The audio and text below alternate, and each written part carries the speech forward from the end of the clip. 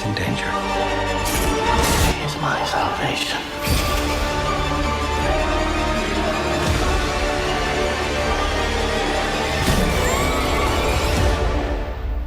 You are her damnation. Hello guys, কেমন আছো সবাই? আশা করি সবাই খুব ভালো আছো। আজকে আমরা একটা লেটেস্ট সিনেমা সম্পর্কে জানতে চলেছি, যে সিনেমাটির নাম হচ্ছে ড্রাকুলা এ লাভ টেল। সিনেমাটি মোটামুটি অনেকেই হয়তো দেখে ফেলেছো, কারণ 2 মাস আগে রিলিজ পেয়েছে। তবে তারপরেও যারা দেখোনি, চলো আমরা এই অসাধারণ সিনেমাটি সম্পর্কে জেনে আসি। এবং এখানে একটা কথা বলতেই হচ্ছে, 2025 সালে বেশ কিছু কিন্তু সিনেমা এসেছে যেগুলো পুরো প্লটটাই চেঞ্জ করে দিয়েছে। যেমন এর আগে আমরা প্রিডেটর সিনেমা দেখেছি, পুরো কাহিনী উল্টিয়ে দিয়েছে। এরপর আমরা ফ্রাঙ্কেনস্টাইন দেখেছি, সেখানেও কিন্তু পুরো কাহিনীটাই ঘুরিয়ে দিয়েছে। তো এই ড্রাকুলা কনসেপ্টের এই পর্যন্ত আমরা যতগুলো সিনেমা দেখেছি, তার মধ্যে এই সিনেমাটা সম্পূর্ণ ভিন্ন। এবং এই সিনেমাতে ড্রাকুলাকে আমরা একটা রোমান্টিক প্রেমিক হিসেবে দেখব। তো চলো আমরা একটা ছোট ব্রেক নিয়ে মূল ভিডিওতে যাই। স্বাগতম প্রিয় বন্ধুরা, তোমরা কি একঘেয়েমিতে ভুগছো? তাহলে মজা পাওয়ার জন্য আজকের বিষয়টি একদম উপযুক্ত তোমাদের জন্য। এখানে তোমরা বিভিন্ন খেলার ফলাফল জানতে পারবে, খেলা সরাসরি দেখতে পারবে এবং ভবিষ্যৎবাণী করার মতো মজার একটি অংশও রয়েছে, যেখানে তুমি অনুমান করতে পারো কোন দল জিতবে, কতটা ব্যবধানে ইত্যাদি। এতে রয়েছে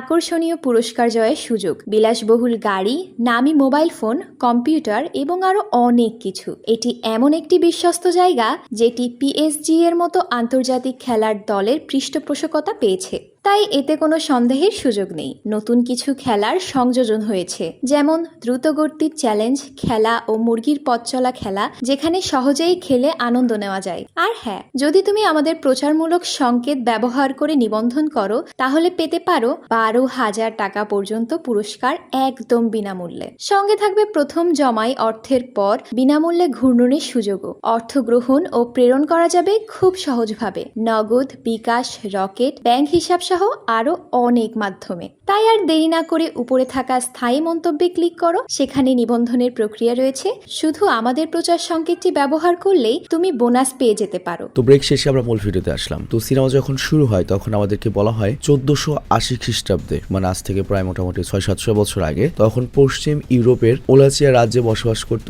রাজা সেকেন্ড ভ্লাড, মানে বর্তমানে যেখানে সার্বিয়া ওই সব এলাকায় আর কি। তবে ভ্লাড অন্য সব রাজাদের মতো ছিল না, তো সে ছিল সম্পূর্ণ ভিন্ন। সে তার নিজের চেয়েও তার স্ত্রীকে অনেক বেশি ভালোবাসতো, এবং তার ভালোবাসা এতটাই প্রকট ছিল যে সে রাজত্ব ছেড়ে দেবে তবুও তার স্ত্রীকে ছাড়তে পারবে না। এবং সে সব সময় তার স্ত্রীর সাথে হাসি তামাশা, খুনসুটি এবং মনে করো রাশিয়া ইউক্রেনে মেতে থাকতো। তো প্রতিদিনের মতো ভ্লাড তার স্ত্রীর সাথে রাশিয়া ইউক্রেন যুদ্ধ করছিল, বাট তখনই তার সেনাপতি চলে আসে এবং একরকম জোর করেই যুদ্ধের পোশাক পরিয়ে না রানীর কাছ থেকে নিয়ে যায়, কারণ শত্রুপক্ষ অলরেডি তাদের সীমানায় ঢুকে পড়েছে এবং যে কোনো সময় রাজ্যে আক্রমণ হতে পারে, কিন্তু তার আগেই শত্রুপক্ষকে রুখে দিতে হবে। তো ভ্লাডের অনিচ্ছা থাকা সত্ত্বেও সে তার স্ত্রীর কাছ থেকে বিদায় নিয়ে যুদ্ধের প্রস্তুতি নেয়। তবে যুদ্ধে বের হওয়ার পূর্বে সে যায় হচ্ছে ধর্মযাজকের কাছে, এবং ধর্মযাজক তখন সৃষ্টিকর্তার কাছে প্রার্থনা করে যাতে ভ্লাড এবং তার সৈন্যরা যুদ্ধে জয়লাভ করে। কিন্তু এতে ভ্লাড সন্তুষ্ট হয় না, সে উল্টো ধর্মযাজককে বলে, আমার জন্য দোয়া না করলেও হবে, আপনি আমার স্ত্রীর জন্য প্রার্থনা করুন, আপনি শুধু এই দোয়া করুন যুদ্ধে যাই ঘটুক না কেন আমার স্ত্রীর উপর যেন কোনো আঁচড় না আসে, এবং আমার স্ত্রী এলিজাবেথের যদি কিছু হয় তাহলে আমার জীবন শেষ হয়ে যাবে। আর এই কথার পরে ধর্মযাজক ভ্লাডকে আশ্বস্ত করে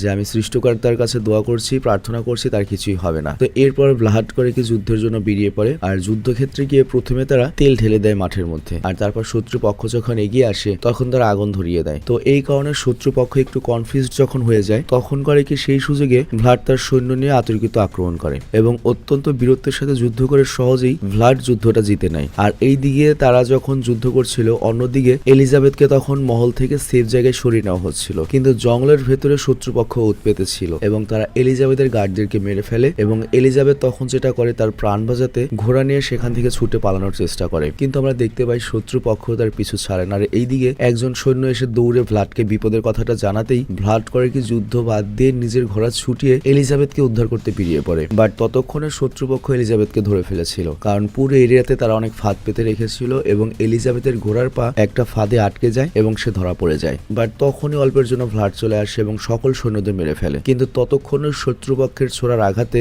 রানী মারাত্মকভাবে আহত হয়েছিল এবং সে ফাইনালি ভ্লাডের কোলের উপরে শুয়ে শেষ নিঃশ্বাস ত্যাগ করে। তো স্ত্রীর মৃত্যুতে ভ্লাড তো পাগল প্রায় হয়ে যায় এবং সে রাগে অস্থির হয়ে ধর্মযাজকের কাছে ছুটে আসে এবং বলে, আপনার সৃষ্টিকর্তা কি কানে শোনে না, নাকি আপনি ঠিক মতো প্রার্থনা করতে পারেননি? তবে এখানে ধর্মযাজক ভ্লাডকে বোঝানোর চেষ্টা করে যে সৃষ্টিকর্তা যা করেন ভালোর জন্যই করেন, হয়তো সৃষ্টিকর্তার কাছে এর চেয়ে কোনো বেটার প্ল্যান রয়েছে, আর এ কারণে হয়তো তোমার স্ত্রীকে মরতে হয়েছে, আর এটাই তোমার ভাগ্যের লিখন ছিল যেটা আটকানোর সিস্টেম কারো হাতেই নেই। কিন্তু ভ্লাড এই সব কিছু মানতে চাচ্ছিল না। সে ধর্মযাজক এবং সৃষ্টিকর্তা উভয়ের উপরে খেপে যায়, আর এই জন্য সে একটা ক্রুশ নিয়ে ধর্মযাজককে মেরে ফেলে এবং বলে, যতদিন না তোমার সৃষ্টিকর্তা আমার স্ত্রীকে আমার কাছে ফিরিয়ে দিচ্ছে ততদিন আমি নিজেকে সৃষ্টিকর্তার কাছে সমর্পণ করব না। তো ভ্লাডের এই কাণ্ডে সৃষ্টিকর্তা খুবই ক্ষুব্ধ হয় এবং ভ্লাডের উপর অভিশাপ লাগিয়ে দেয়। আর এইভাবে কেটে যায় হচ্ছে 400 বছর। বর্তমানে চলছে 1800 সাল এবং আমরা ডক্টর ড্রুমন্ড নামে একজন মানসিক চিকিৎসককে দেখতে পাই, যে হতভম্ব হয়ে একজন চার্চের ফাদারের সাথে দেখা করতে এসেছে। আর তার কাছে এমন একটা পেশেন্ট এসেছে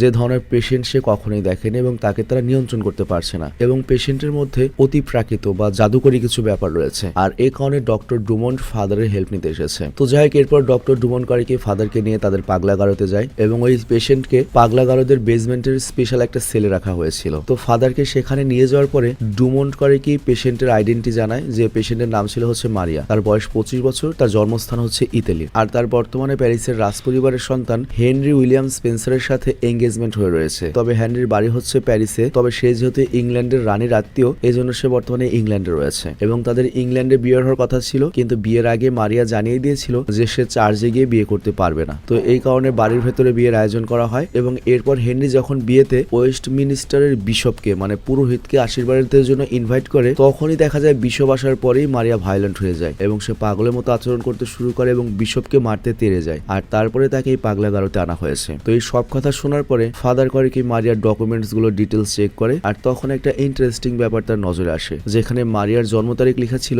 18 মার্চ 1759, অর্থাৎ এই জন্ম তারিখ হিসেবে মারিয়ার বর্তমান বয়স হওয়ার কথা 130 বছর, অথচ তাকে দেখে 25 বছরের তরুণী মতোই লাগছে। তো এই কথা শুনে ডক্টর ড্রুমন্ড বলে, এখানে হয়তো লেখার কোনো মিস্টেক হয়েছে, তবে ফাদারের অন্য কিছু সন্দেহ হচ্ছিল। তো যাই হোক, এখানে আমরা দেখতে পাই মারিয়াকে কিন্তু শিকল দিয়ে বেঁধে রাখা হয়েছিল, আর ফাদার তখন মারিয়ার কাছে গিয়ে দাঁতগুলো চেক করে এবং দেখে মারিয়ার দুটো দাঁত অস্বাভাবিকভাবে বড়। এছাড়া মারিয়া যেহেতু চার্চে ঢুকতে চায়নি এবং সৃষ্টিকর্তার প্রতি তার অনেক বিতৃষ্ণা এবং রাগ রয়েছে, তো এই কারণে ফাদার বুঝে যায় যে মারিয়া একটা ভ্যাম্পায়ার। এবং ফাদার তখন ডক্টর ড্রুমন্ডকে বলে যে আমার পূর্বপুরুষেরা 400 বছর ধরে এবং আমি নিজেও 30 বছর ধরে এই ভ্যাম্পায়ারদের খুঁজে বেড়াচ্ছি, আর এই প্রথম গত 400 বছরে আমরা এই ভ্যাম্পায়ার খুঁজে পেলাম যাদের খালি গল্পই শুনেছি। তবে ডক্টর ড্রুমন্ড ফাদারের কথা বুঝতেই পারছিল না যে ভ্যাম্পায়ার আবার কি। তো এই জন্য ফাদার ডক্টর ড্রুমন্ডকে প্রমাণ দেখাতে যায়। তো প্রথমে ফাদার করে কি জানালাটা খুলে দেয়। তো জানালার রোদ যখন মারিয়ার গায়ে এসে পড়ে তখনই সেখানে পড়তে শুরু করে এবং মারিয়ার যন্ত্রণায় ছটফট করতে শুরু করে, আর এরপর আবার জানালা বন্ধ করতেই মারিয়া স্বাভাবিক হয়ে যায়। আর তারপর ফাদার করে কি একটা ক্রুজ মারিয়ার সামনে ধরতেই ওই ক্রুশে আগুন ধরে যায়, আর এতে আর সন্দেহ থাকে না যে মারিয়া একটা ভ্যাম্পায়ার। তো মারিয়াকে শান্ত করার জন্য ফাদার তখন ডক্টর ড্রুমন্ডের অ্যাসিস্ট্যান্টের হাত কেটে কয়েক ফোঁটা রক্ত মারিয়াকে দেয়, আর রক্তটুকু খেয়ে মারিয়া শান্ত হয়ে যায়। আর তখন ফাদার করে কি মারিয়ার ঘাড়ে চেক করে এবং দেখে ওর ঘাড়ে একটা কামড়ের দাগ রয়েছে। তো এর ফলে ফাদার বুঝতে পারে যে মারিয়া প্রথম জেনারেশনে ভ্যাম্পায়ার নয়, বরং সে পূর্বে মানুষ ছিল এবং অন্য একটা ভ্যাম্পায়ারের আক্রমণের শিকার হয়ে সে নিজেও ভ্যাম্পায়ারে পরিণত হয়েছে। এবং এইখানে উল্লেখ্য ফাদার এবং তার পূর্বপুরুষেরা গত 400 বছরের পুরনো ওই প্রথম ভ্যাম্পায়ারকে খুঁজে বেড়াচ্ছে। তো যাই হোক, এখানে ফাদার মারিয়াকে জিজ্ঞাসা করে তাকে ভ্যাম্পায়ারে কে পরিণত করেছে। তো এইখানে মারিয়া কারো নাম উল্লেখ করে না, কারণ একজন ভ্যাম্পায়ার যখন অন্য কাউকে ভ্যাম্পায়ার বানায় তখন সেই নেক্সট জেনারেশনের ভ্যাম্পায়ার তাকে নিজের প্রভু হিসেবে মান্য করে। তো এই জন্য মারিয়া তার নিজের প্রভুর নাম নিজের মুখে বলে না, তবে এতটুকু সে বলে তার প্রভু একজন রাজা এবং সে তার রানীকে খুঁজে বেড়াচ্ছে। অর্থাৎ এখানে মারিয়া রাজা ভ্লাডের কথা বলছিল, মানে 400 বছর আগে এলিজাবেথকে হারানোর শোকে ভ্লাড যে ধর্মযাজককে হত্যা করেছিল, পাশাপাশি সৃষ্টিকর্তার অবমাননা করেছিল এবং বলেছিল যে আমি সৃষ্টিকর্তার কাছে নিজেকে সমর্পণ করব না। তো এই কারণে সৃষ্টিকর্তার শাস্তি হিসেবে তাকে ভ্যাম্পায়ারে পরিণত করে দিয়েছিল। তো এর ফলে ভ্লাড অমর হয়ে গেল, সে মানুষের শত্রুতে পরিণত হয়ে যায় এবং গত 400 বছর ধরে সে অতৃপ্ত হয়ে তার স্ত্রীকে খুঁজে বেড়াচ্ছে। সে অপেক্ষায় রয়েছে কবে তার স্ত্রী এলিজাবেথের আবারও পুনর্জন্ম হবে। আর আমরা তো জানি যে ভ্লাডই ছিল হচ্ছে প্রথম জেনারেশনের ভ্যাম্পায়ার। তো ভ্লাডের গল্প শোনার পর থেকেই গত 400 বছর ধরে ফাদারের পূর্বপুরুষেরা ভ্লাডকে এত বছর ধরে খুঁজে বেড়াচ্ছে। তবে এই প্রথমবারের মতো ফাদার মারিয়ার কাছ থেকে প্রমাণ পায় যে ভ্যাম্পায়ার এক্সিস্ট করে এবং এর সাথে ভ্লাডের সম্পর্কে ইনফরমেশন পায়। তো যাই হোক, এইদিকে আমাদের রোমানিয়া দেখানো হয় এবং রাজা ভ্লাডের সেই প্রাচীন রাজত্ব ওলাচিয়ার জঙ্গলে জনাথন নামের একটা উকিল এসে নামে এবং এখানে আমরা দেখতে পাই এখন এই জায়গাতে আধুনিকতার ছোঁয়া লাগেনি এবং বলা চলে ভ্লাডের সাম্রাজ্যের পতনের পরে এই জায়গাটি জনমানবহীন হয়ে পড়েছে। তো যাই হোক, জনাথন মূলত ভ্লাডের প্রাসাদে যেতে চাইছিল এবং সে গাড়িওয়ালাকে তার সুটকেস প্রাসাদ পর্যন্ত এগিয়ে দিতে বলে, কিন্তু গাড়িওয়ালা সেখানে যেতে চায় না এবং সে জানায় এখানে রাতে অনেক নেকড়ে ঘুরে বেড়ায়, তো সে তার ঘোড়াগুলোকে এখানে একা ছেড়ে যেতে পারবে না। তবে গাড়িওয়ালা জনাথনকে যাওয়ার আগে একটা ক্রুজ দেয় এবং বলে এটা তোমার কাজে লাগবে। তো এইখানে উল্লেখ্য জনাথন যদিও সৃষ্টিকর্তায় বিশ্বাস করতো না, তবে তারপরেও গাড়িওয়ালা ওকে জোর করেই ক্রুজটা দিয়ে দেয়। আর তারপরে জনাথন করে কি মশাল নিয়ে প্রাসাদের দিকে যায় এবং পথে সে অনেক নেকড়ের আনাগোনা দেখতে পায়। হয়, আর এইখানে সে একটু ভয়ও পেয়ে যায়। তো যাই হোক, প্রাসাদে যাওয়ার পরে জোনাথন বিস্মিত হয়, কারণ দরজাগুলো আপনা আপনি খুলে যাচ্ছিল এবং ও ভিতরে ঢোকার পরে দরজাগুলো আবার বন্ধ হয়ে যায়। তো যাই হোক, প্রাসাদে ঢুকে জোনাথন চিৎকার করে যে কেউ কি এখানে আছেন। আর তখনই আমরা বজ্রপাতে ঝলকানিতে একজন লোককে দেখতে পাই এবং তার এন্ট্রি ছিল একবারে চমকে যাওয়ার মতো। তো হঠাৎ করে লোকটা সেখান থেকে গায়েব হয়েছে এবং একদম জোনাথনের পেছনে চলে আসে এবং কয়েক সেকেন্ডের ব্যবধানে জোনাথন আরো একবার চমকে ওঠে। তো জোনাথনের সামনে যে মানুষটা দাঁড়িয়ে ছিল তাকে দেখে মনে হচ্ছিল সে 300-400 বছরের বৃদ্ধ একটা মানুষ, মানে বয়সের ঊর্ধ্বে চলে গিয়েছে, এর উপরে মানুষ আর ইজিং করে না। তো যাই হোক, জোনাথন তখন লোকটির কাছে পরিচয় জানতে চাইলে সে বলে, আমি ভ্লাড দ্য সেকেন্ড ওলাচিয়ার প্রিন্স, আর আমার বর্তমান পরিচয় হলো আমি কাউন্ট ড্রাকুলা। মানে এই লোকটাই সেই লোক যে 400 বছর আগের রাজা ভ্লাড, এবং সে এখনো রানী এলিজাবেথের জন্য ওয়েট করছে। তো যাই হোক, ভ্লাড করে কি জোনাথনকে নিয়ে ডিনার টেবিলে বসে এবং ডিনার টেবিলে অসংখ্য রকমের খাবার ছিল। তো ভ্লাড জোনাথনকে এখানে আসা কারণ জিজ্ঞাসা করে, কারণ তার এই প্রাসাদে কখনোই কোনো মানুষ আসেনি গত কয়েকশো বছরে। তো জোনাথন এখানে জানায়, আমি একজন উকিল এবং আমি খোঁজ নিয়ে জানতে পেরেছি যে ইউরোপ জুড়ে আপনার নামে অনেক সম্পত্তি রয়েছে, আর তার মধ্যে এই প্রাসাদটা সবচেয়ে মূল্যবান। আর আমার একজন ক্লায়েন্ট আপনার এই জায়গাটা কিনতে চায়, আর এখানে হসপিটাল, মল সহ টুরিস্ট স্পট বানানোর অনেক কাজ করা হবে। তো এই কারণে আমি আপনার সাথে ডিল করতে এসেছি, যদি জায়গাটা আপনি বিক্রি করেন। তো জোনাথন যখন বকবক করছিল তখন একটা ইঁদুর টেবিলে উঠে আসে। তো ভ্লাড ইঁদুরটাকে দেখা মাত্রই সেটাকে ধরে এবং চেপে রক্ত তার গ্লাসে নেয় এবং এরপর রক্ত চেটে চেটে খেতে শুরু করে। তবে এটা দেখে জোনাথন একটু ভরকে যায়, তবে তারপরেও এটা ইগনোর করে জোনাথন করে কি, সুটকেস থেকে কাগজপত্র যখন বের করছিল তখনই গাড়িওয়ালার দেওয়া সেই ক্রুজটা বেরিয়ে পড়ে। তো ক্রুজটা দেখে ভ্লাড জিজ্ঞাসা করে, তুমি কি খুব ধার্মিক? জোনাথন বলে, আরে না, আমি নাস্তিক, আমি সৃষ্টিকর্তায় বিশ্বাস করি না, আর এই ক্রুজটা গাড়িওয়ালা আমাকে দিয়েছে। তো জোনাথন এখানে একটু অমনোযোগী হতেই ভ্লাড করে ওই ক্রুজটা হাতের ইশারায় সরিয়ে ফায়ার প্লেসে ফেলে দেয়, আর তারপর জোনাথনকে বলে, আজকে আমরা আর কোনো আলোচনা করব না, কাল তোমার সাথে কথা হবে। তো এরপর ভ্লাড করে কি জোনাথনকে একটা রুম দেখিয়ে দেয় এবং সতর্ক করে দেয়, রাতে যত শব্দই পাও না কেন কোনোভাবেই কিন্তু বাইরে বেরিয়ে আসবে না। তো যাই হোক, এরপর রাতে অদ্ভুত আওয়াজ শুনে জোনাথন করে ওই সতর্কতা অবজ্ঞা করে বাইরে বেরিয়ে আসে এবং সে ঘর ও ঘর ঘুরতে ঘুরতে একটা কফিন দেখতে পায়, আর তারপর কফিনের ঢাকনা খুললেই সে হ্যাজাকের আলোয় দেখতে পায় যে ভেতরে ভ্লাড শুয়ে রয়েছে। আর তখন ভ্লাড বিরক্ত হয়ে বলে, তোমাকে আমি বলেছিলাম তুমি বাইরে আসবে না, তুমি আমার কথা শুনলে না। তো কথা শেষ হতে না হতেই কেউ জোনাথনকে পেছন থেকে আঘাত করে এবং জোনাথন সেন্সলেস হয়ে যায়। আর তারপর জোনাথনের যখন জ্ঞান ফিরে সে দেখে তাকে উল্টো করে বেঁধে রাখা হয়েছে, আর তাকে ঘিরে আছে বেশ কিছু অদ্ভুত ড্রাকুলা মনস্টার। তো যাই হোক, জোনাথনকে তো উল্টো ঝুলিয়ে রাখা হয়েছে। তো জোনাথন যখন জিজ্ঞাসা করে, আপনি কি আমাকে মেরে ফেলবেন? ভ্লাড তখন বলে, মারবো তো অবশ্যই, তবে সঠিক সময় এসে মেরে ফেলা হবে, আগে তোমার পুরো শরীরের রক্ত মাথায় এসে জমা হোক তারপর। তো জোনাথন তখন ভ্লাডকে বলে যে আপনি আসলে কে? ভ্লাড তখন বলে, আমি সেই বেচারা যাকে সৃষ্টিকর্তার শাস্তি দিয়ে অমর বানিয়ে দিয়েছে, আর আমার বেঁচে থাকতে রক্তের প্রয়োজন হয় এবং আমি এতটাই অভিশপ্ত যে মৃত্যু আমাকে স্পর্শ করে না। তো এরপর ভ্লাড করে কি, জোনাথনের ফেসের সামান্য অংশ কেটে দেয় এবং রক্তের ফোঁটা পড়তে শুরু করে, আর তখন একটা ড্রাকুলা মনস্টার গামলাতে সেই রক্তের ফোঁটা ধরতে শুরু করে। আর ওদের সচরাচর তো মানুষের রক্ত জোটে না, তো এই জন্য তারা জোনাথনের রক্ত খাওয়ার জন্য পুরো মনে করো পাগল হয়ে রয়েছে। তো যাই হোক, জোনাথন যেহেতু সৃষ্টিকর্তায় বিশ্বাস করতো না, এই জন্য এই ব্যাপারটা ভ্লাডের খুব ভালো লাগে। তো এই কারণে সে জোনাথনকে মারার আগে বলে, তোকে মরার আগে একটা লাস্ট অফার দিই, তুই বল তোর শেষ ইচ্ছা কি? তো জোনাথন তখন বলে, আমি আপনার গল্প শুনতে চাই, এটাই আমার জীবনের লাস্ট উইশ। তো এরপর ভ্লাড রাজি হয়ে যায় এবং জোনাথনকে নিজের গল্প বলার জন্য হাতের ইশারায় ওকে নিচে নামিয়ে আনে, আর তারপর তার গল্প বলা শুরু করে। তো এইখানে আমরা জানতে পারি ভ্লাড সৃষ্টিকর্তার একনিষ্ঠ ভক্ত ছিল এবং সে নিজের ধর্ম রক্ষার জন্য অসংখ্য যুদ্ধ করেছে, অসংখ্য মানুষের প্রাণ নিয়েছে, কিন্তু সেই সৃষ্টিকর্তাই ভ্লাডের প্রিয়তমা স্ত্রীকে কেড়ে নিয়েছে। তো এই জন্য ভ্লাড সৃষ্টিকর্তার প্রতি রুষ্ট হয়, আর এতে সৃষ্টিকর্তাও রেগে ওকেও ভ্যাম্পায়ার বানিয়ে দেয়। তো যাই হোক, এলিজাবেথের দাফন করার পরে ভ্লাড অপেক্ষা করতে থাকে যে কখন আবার এলিজাবেথ ফেরত আসবে, পুনর্জন্ম নেবে। পুরো ইউরোপ খুঁজে বেড়াতে থাকে এলিজাবেথের পুনর্জন্ম হয়েছে কিনা, কারণ ওদের ধর্ম মতে কারো আত্মা যদি পবিত্র হয় তাহলে তার আবারও পুনর্জন্ম হয়, এবং ভ্লাডের ধারণা রানী এলিজাবেথের আত্মা ছিল অতি পবিত্র। তো এভাবেই সে বছরের পর বছর এলিজাবেথকে খুঁজতে থাকে, কিন্তু সে কোথাও খুঁজে পায় না এবং 100 বছর অপেক্ষা করে খুঁজে না পেয়ে সে সকল আশা আকাঙ্ক্ষা হারিয়ে ফেলে, আর তাই আত্মহত্যা সে সিদ্ধান্ত নেয়। কারণ সে করে কি, প্রাসাদের উঁচু জায়গা থেকে লাভ দেয় কিন্তু তার কিছুই হয় না। এভাবে সে অসংখ্যবার উপর থেকে লাভ দেয় কিন্তু অভিশাপের কারণে সে মারা যায় না। তো ভ্লাড বুঝতে পারে এভাবে কোনো কাজ হবে না, আর সে যেহেতু ভ্যাম্পায়ারের জন্য দিনের আলোতে বেরোতে পারে না, মানুষের সাথে মিশতে পারে না, আর এই কারণে একাকিত্ব দূর করার জন্য সে ভিন্ন একটা উপায় বেছে নেয়। সে প্রথমে বাগদাদে যায় এবং সেখানে হাজার হাজার প্রজাতির ফুল রয়েছে, আর তারপর ইন্ডিয়াতে গিয়ে আরো কিছু উপাদান সংগ্রহ করে এবং তারপর আবার ইউরোপে ব্যাক করে এবং অনেক বছর গবেষণার পরে সে একটা স্পেশাল পারফিউম তৈরি করে, আর এই পারফিউমের ঘ্রাণে মেয়েরা সম্মোহিত হয়ে যেত এবং ভ্লাড এই পারফিউমের মাধ্যমে মেয়েদের হাতের ইশারায় নাচাতে পারত। তো এইভাবে সে নিজের একাকিত্ব খোঁচানোর চেষ্টা করে, কিন্তু সে তখনও কিন্তু এলিজাবেথকে খুঁজে বেড়াচ্ছিল। কিন্তু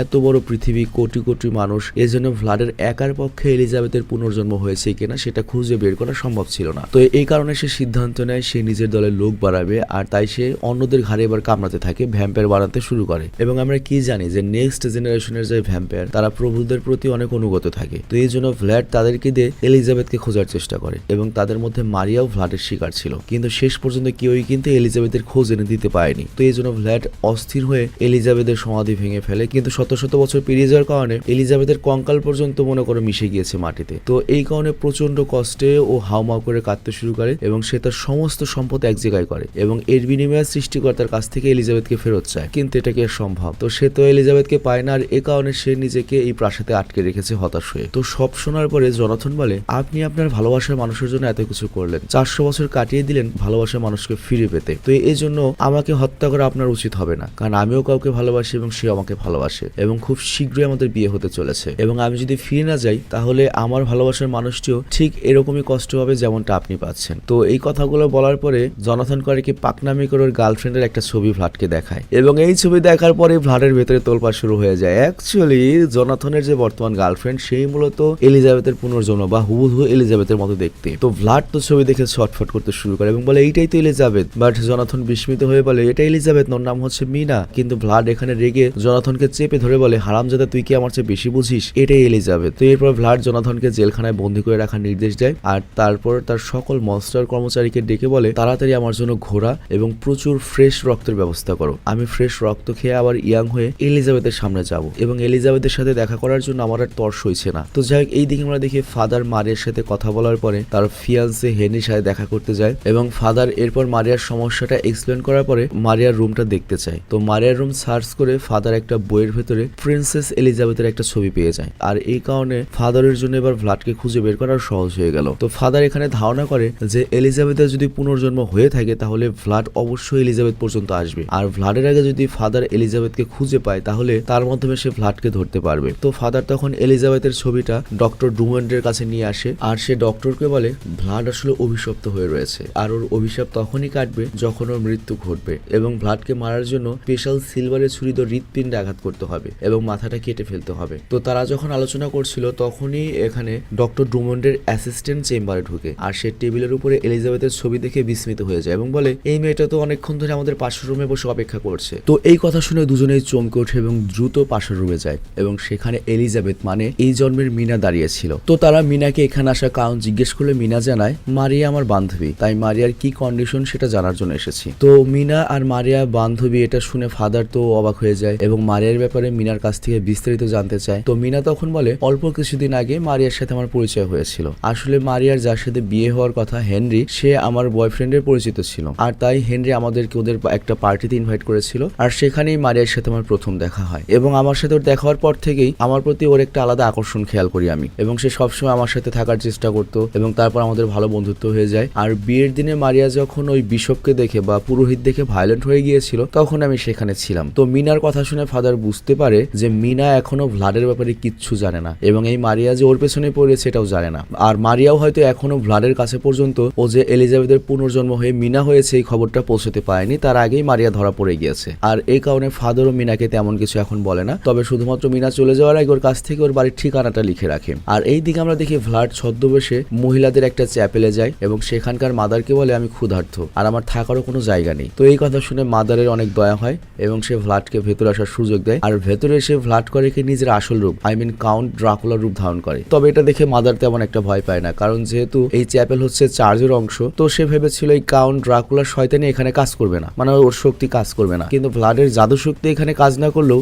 ওর যে বৈজ্ঞানিক শক্তি মানে ওই পারফিউম সেইটা কাজ করে, এবং সেটাও মেখে নেয়, এবং দেখা যায় ওটার সুগন্ধে চ্যাপেলের মহিলারা সম্মিলিত হয়ে সব ভ্লাডের কাছে আসে, এবং ভ্লাড করে কি এক একে সবার রক্ত খেয়ে আবারও নিজের যৌবন ফিরে পায়। আর অন্যদিকে জনাথন জেলখানা থেকে মুক্তি পেতে চাইছিল, আর তখনই সে সামনে একটা যন্ত্রপাতি দেখে এবং কাপড়ের ফাঁস বানিয়ে সেগুলো নিজের কাছে টেনে নেয়, আর তারপর নিজের শেকল কেটে জানালা দিয়ে বের হয় এবং কাপড়ের দড়ি বানিয়ে দেয়াল বেয়ে নামতে শুরু করে। কিন্তু ততক্ষণে ভ্লাড এবং ড্রাকুলা মনস্টারগুলো জনাথনের পালানোর কথা জেনে যায়, এবং তারা জনাথনের দড়িটা কেটে দেয়, ফলে জনাথন নিচে পড়ে যায়। কিন্তু ভাগ্য ভালো যে নিচে নরম তুষার ছিল সেটার উপর পড়েছিল, আর তাই সে বেঁচে যায়, এবং সেখানে পড়ার পরে সে পিছলে আরো কিছুটা দূরে চলে যায়, কিন্তু ততক্ষণে ড্রাকুলা মনস্টারগুলো নিচে নেমে আসে এবং তারা জোনাথনকে ধরতে এগুতে যায়। কিন্তু জোনাথনের ভাগ্য ভালো, সে জমাট বাঁধা লেকের পানির উপর পড়েছিল। তো এই জমাট বাঁধা বরফের স্তর জোনাথনের ভার নিতে পারলেও ড্রাকুলা মনস্টারদের ভর নিতে পারছিল না। আর এ কারণে ওই ড্রাকুলা মনস্টার যখনই কাছে আসার চেষ্টা করে ওরা ঠান্ডা পানিতে ডুবে যায়। আর এভাবে ভাগ্যক্রমে জোনাথন সেখান থেকে পালাতে সমর্থ হয়। আর এই দিকে ভ্লাড চলে আসে লন্ডনে এবং সে প্রথমে যায় হচ্ছে পাগলাগারদে। এবং ভ্লাড যখন পাগলাগারদে পা রাখে তখনই মারিয়া বুঝতে পারে যে তার প্রভু চলে এসেছে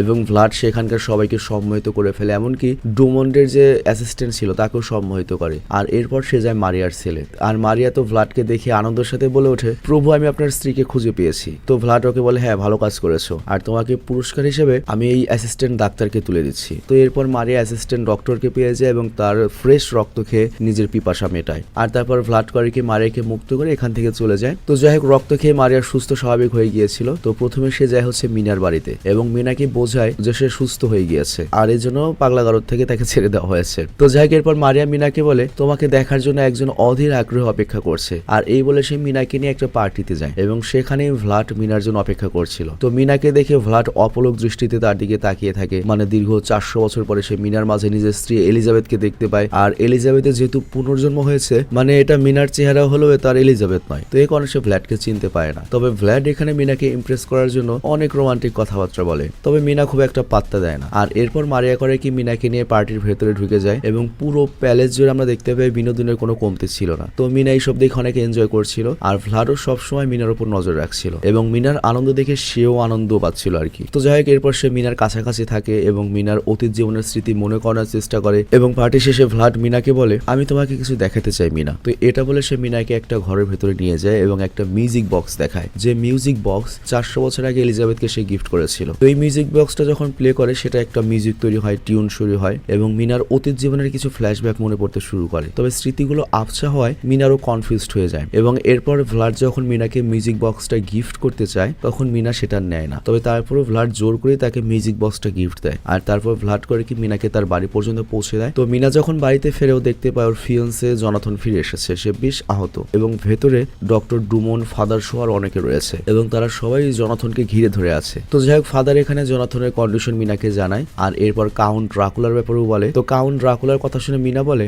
এইরকম একজন লোকের সাথে তো আজকে আমার পরিচয় হয়েছে, আর এই লোকটা মাত্রই আমাকে বাড়ি পর্যন্ত ছেড়ে দিয়ে গেল। তো তখন ফাদার মিনাকে বোঝায় যে কাউন্ট ড্রাকুলা হচ্ছে একজন ভ্যাম্পায়ার এবং সে যার কাছে যায় তারই রক্ত খায় এবং সেই মানুষটাও ভ্যাম্পায়ারে পরিণত হয়। আর তোমার বান্ধবী মারিয়াও মানুষ নয়, তাকে ওই কাউন্ট ড্রাকুলাই ভ্যাম্পায়ার বানিয়েছিল। তবে এই কথা শুনে মিনা বিশ্বাসই করতে পারছিল না যে ওর বান্ধবী মারিয়া ভ্যাম্পায়ার। আবার এদিকে ফাদারেরও সন্দেহ হচ্ছিল যে মিনা কি মানুষ না ভ্যাম্পায়ার, মানে ভ্লাড কি মিনাকেও ভ্যাম্পায়ারে পরিণত করেছে কিনা এটা চেক করার জন্য মিনার ঘাড় চেক করে এবং দেখে কোনো কামড়ের দাগ নেই। বাট মিনা এইসব শুনে বলে না, লোকটা তো খুব ভদ্র ছিল, সে আমাকে বাজেভাবে একটা টাচও করেনি। তবে তারপরে ফাদার মিনাকে বোঝায় যে কাউন্ট ড্রাকুলা কিন্তু এত ভালো মানুষ মনে করো না, তুমি কিন্তু ওকে প্রশ্রয় দিও না, ওকে দেখলেই আমাদের জানাবে। আর তাছাড়া ওর কাছে একটা পারফিউম রয়েছে, সেটা খুবই ডেঞ্জারাস, এটা দেশে যে কাউকে হিপনোটাইজ করার ক্ষমতা রাখে। তো এইসব শোনার পরে মিনা একটু কনফিউজ হয়ে বিস্ময় নিয়ে নিজের রুমে প্রবেশ করে এবং ব্যাগ থেকে জিনিসপত্র বের করার সময় তার মিউজিক বক্সটা চোখে পড়ে এবং সে আবারও মিউজিক বক্সটা প্লে করে এবং এই টিউন শুনে তার ভ্লাডের সাথে কিছু ডান্সের কথা মনে পড়ে যায়। আর এই সময় হঠাৎ ভ্লাড তার সামনে হাজির হয়।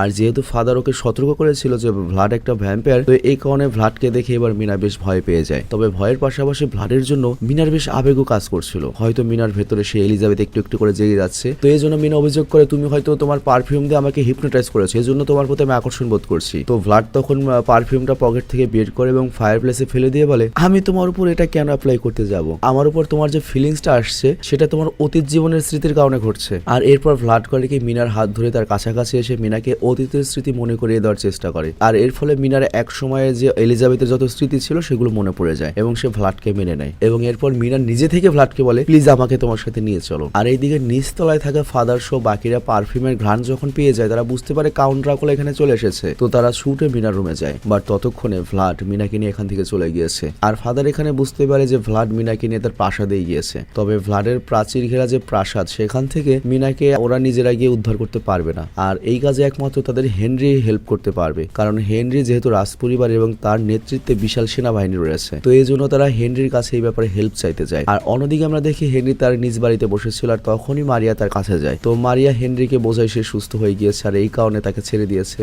আর এরপর সে যখন হেনরিকে সিডিউস করে ওর ঘাড়ে কামড় বসে রক্ত খেতেই যাবে তখনই ফাদার সহ বাকিরা সেখানে পৌঁছে যায়। আর বুঝতেই পারছো ভাই, ভ্যাম্পায়ার যদি এত সুন্দরী হয় ভাই, কোন পুলায় নিজেকে আটকাতে পারবো কামড় খাওয়া ছেড়ে। তো যাই হোক, ফাদারকে দেখে তো মারিয়া খেপে যায় এবং তেড়ে আসে ফাদারকে মারার জন্য। আর তখন ফাদার করে কি মারিয়ার উপরে গুলি চালিয়ে দেয়। তবে মারিয়ার কিছুই হয় না, সে আবার উঠে দাঁড়িয়ে ফাদারের গলা চেপে ধরে। আর ফাদারকে বাঁচায় তখন আমাদের মিনার যে ফিয়ন্সি জনাথন ও করে কি তরবারি দিয়ে মারিয়ার মাথাটা ধর থেকে আলাদা করে দেয়। তবে তারপরে এখানে একটা ভয়ঙ্কর দৃশ্য আমরা দেখতে পাই, মারিয়ার দেহটা কিন্তু বেঁচে ছিল। আর তাই ফাদার একটা ক্রুজ দিয়ে মারিয়ার বুকে ওইটা ঢুকিয়ে দেয় এবং অবশেষে মারিয়া মারা যায়। আর এই সব দেখে হেনরির তো মনে করো সাফারি কিরকির অবস্থা, যে এই মেয়ের সাথে ছিলাম দিন। তো যাই হোক, এরপর ফাদার হেনরিকে সমস্ত ঘটনা খুলে বলে, পাশাপাশি মিনার কন্ডিশন এক্সপ্লেন করে যে ভ্লাডের প্রাসাদে আক্রমণ করার জন্য ওকে কনভিন্স করে ফেলে। আর এই দিকে ভ্লাড মিনাকে নিয়ে প্রাসাদে ঢুকে তার অনুচর ড্রাকুলা মনস্টারদের সাথে পরিচয় করিয়ে দেয়। আর তারপর ভ্লাড মিনাকে নিয়ে তার বেডরুমে ঢোকে এবং তারা দুজনে যখন রাশিয়া ইউক্রেন শুরু করবে তখনই করে কি সেনাবাহিনী কামান এবং গোলা বারুদ দিয়ে প্রাসাদে আক্রমণ করে। মানে মনে করতে পারছো, সেই 400 বছর আগেও সেনাবাহিনী প্রবলেম করেছে,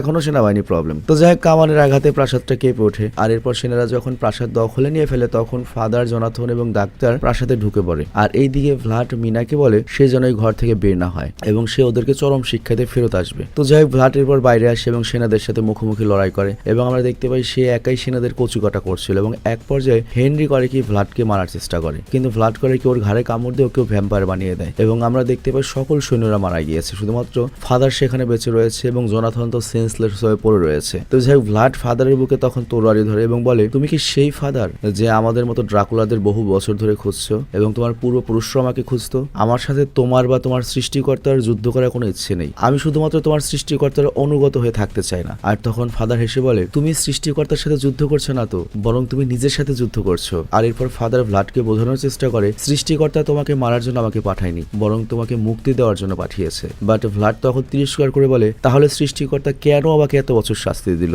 আমি অসংখ্যবার মরতে চেয়েছি, কিন্তু সৃষ্টিকর্তা কেন আমাকে বাঁচিয়ে কষ্ট দিয়েছে? আর ফাদার তখন বলে যে দেখো, এটাই তো তোমার একটা সুযোগ, সৃষ্টিকর্তা তোমাকে বেঁচে থেকে এই সুযোগটাই দিয়েছিল যাতে তুমি তোমার ভুলগুলো বুঝতে পারো এবং শুধরে নিতে পারো নিজে নিজে। ভ্লাড বলে, না আমার কোনো ভুল নেই, আমি জাস্ট আমার স্ত্রীর সাথে থাকতে চাই। কিন্তু ফাদার তখন ভ্লাডকে বলে, ও আচ্ছা, তার মানে তুমি নিজের সাথে সাথে তোমার স্ত্রীকে অভিশপ্ত করে দেবে তোমার মতো? তো তুমি তোমার স্ত্রীকে যদি ভালোই বাসো তাহলে স্ত্রীকে বাঁচানোর জন্য হলেও তোমার সৃষ্টিকর্তার কাছে আত্মসমর্পণ করা উচিত। তো ওরা যখন কথা বলছিল তখনই আবার কামানের আঘাতে প্রাসাদ কেঁপে ওঠে এবং মিনার চিৎকার শুনে ভ্লাড দৌড়ে আবার তার কাছে যায়। বাট ততক্ষণে আরো অনেক সেনা প্রাসাদে ঢুকে গিয়েছে আর ভ্লাড উপলব্ধি করে সে যদি জেদ ধরে থাকে তাহলে আগের মতো এবারও সে তার স্ত্রীকে হারিয়ে ফেলবে, কারণ সে তো অমর, কিন্তু তার স্ত্রী তো এখনো একটা মানুষ। আর তাছাড়াও যদি ওর স্ত্রীকে ভ্যাম্পায়ার বানায় তাহলে তার স্ত্রীও সারা জীবন অভিশপ্ত হয়ে থাকবে। আর সে চায় না যে সে যে কষ্টটা করেছে তার স্ত্রী সেই কষ্টটা করুক। মানে ওদের মিলন হতে হলে তো স্ত্রীকে ড্রাকুলা হতে হবে। তো নিজের স্বার্থের জন্য সে তার স্ত্রীকে অভিশপ্ত করতে চাইছিল না, যে কষ্ট সে পেয়েছে ওটা সে দিতে চাইছিল না। তো এই কারণে সে সিদ্ধান্ত নেয় সে তার আত্মাকে সৃষ্টিকর্তার কাছে আত্মসমর্পণ করবে, যাতে পরের জন্মে সে মানুষ হিসেবে জন্ম নেয় এবং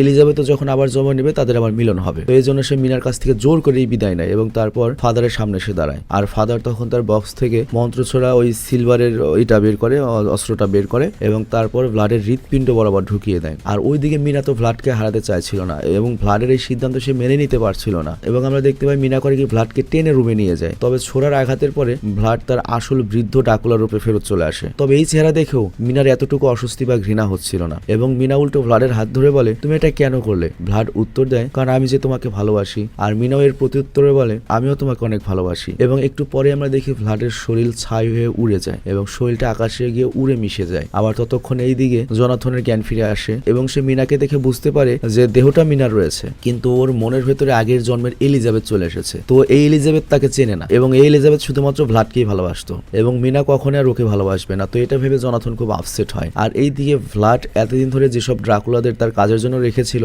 এরা আসলে ছোট ছোট বাচ্চা ছিল এবং ড্রাকুলার মৃত্যুর পরে এই বাচ্চাগুলো মুক্ত হয়ে যায় এবং তারা মানুষে প্রাসাদ থেকে বেরিয়ে আসে। আর এরই সাথে এই ট্র্যাজিক ভালোবাসার গল্পটাও শেষ হয়ে যায়। তো যাই হোক, খুবই ইউনিক একটা স্টোরি ছিল এবং ড্রাকুলা যে এত রোমান্টিক লোক ভাই, এত মানে কি কমো ভাই, এত ভালোবাসতে পারে, এরকম হাজবেন্ড কে না চাইবে? আমার এখানে যেসব মেয়ে অডিয়েন্স রয়েছে আমি নিশ্চিত ড্রাকুলা হইলেও তোমরা এরকম একটা হাজবেন্ড চাবে যে তোমাকে পাগলের মতো এরকম ভালোবাসবে। কিন্তু বাস্তবটা এরকম হয় না, কারণ আমার নিজেকে দিয়ে বলি আমি আমার ওয়াইফকে অনেক ভালোবাসি, আমার ফ্যামিলিকে ভালোবাসি, কিন্তু এর বাইরে আমার মাথায় অনেক টেনশন থাকে, আমার কামাই করার টেনশন। আমি একটা ছেলে মানুষের কি ধরনের টেনশন থাকে আমি বলি, রাস্তায় বেরোলে একজনের চেহারা দেখা পছন্দ নাই, সেটা দেখে আমার মাথায় ঘুরে। একটা ছেলে মানুষ যারা বাইরে চলাফেরা করে তাদের আয়তনটা অনেক বড়, পৃথিবীটা অনেক বড়, তো তাদের মাথায় অনেক বেশি প্রেশার থাকে, যার জন্য এরা তোমাকে ভালোবাসলেও সবসময় প্রকাশ করতে পারে না। তো এটা নিয়ে আপসেট করার কিছু নেই যে হাজবেন্ড আমাকে ভালোবাসে না। তোমার হাজবেন্ড যদি তোমার জন্য কাজ করে, তোমার হাজবেন্ড যদি তোমার যাবতীয় চাহিদা পূরণ করে, তার মানে সে তোমাকেই ভালোবাসে। ভালোবাসে, কিন্তু সে যদি এর বাইরে গিয়ে পরকীয়া করে সেটা আলাদা হিসাব। কিন্তু যদি তোমার হাজবেন্ড অলরেডি তোমার জন্য করছে, তারপর তুমি যদি আরো বেশি পুশ করে, এটা তার জন্য কষ্টজনক হয়ে যায়। তো আমরা আসলে যারা পুরুষ মানুষ আছি, যারা এক নারী নিয়ে সংসার করছে আর কোনো মেয়ের ব্যাপারে নাই, তারা আসলে এরকম ড্রাকুলার মতোই রোমান্টিক, কিন্তু জাস্ট আমরা প্রকাশ করার সময় পাই না, কারণ ড্রাকুলার মতো আমাদের অফুরন্ত সম্পত্তি ছিল না। ইভেন ড্রাকুলা নিজেও প্রেম দেখাইতে পারে না, যুদ্ধে যাইতে হয়েছে। তো এটা কাল্পনিক স্টোরি, কিন্তু বাস্তব কাহিনীটাও এরকম। সবাই যার যার জায়গা থেকে তার ফ্যামিলিকে অবশ্যই ভালোবাসে। আমি তাই নিচ্ছি, ভালো থেকে সুস্থ করে টেক কেয়ার, আল্লাহ হাফেজ।